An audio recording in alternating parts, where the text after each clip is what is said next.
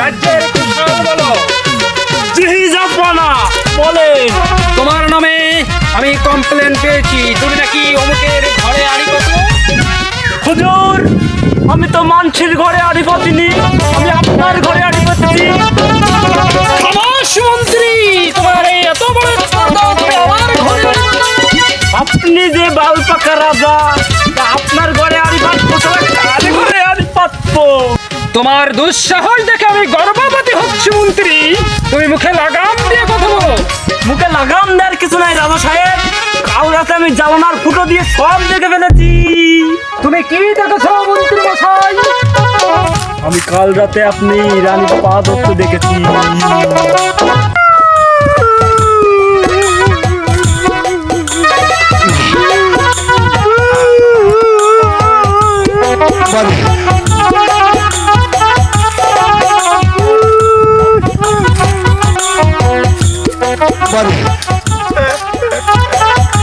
আমি এই রাজ্যের রাজা, আমি বইয়ের হাতে মারি খেয়েছি, ও দিকে ফেলেছে।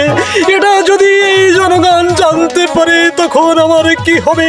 ও তো মূর্খ, ও তো বিয়ে শাদী কিছু করে নাই, ও কি এইভাবে বুঝবে এই বউরা যে কত নির্যাতন করে? শুধু যারা বিবাহিত তারাই বলতে পারবে।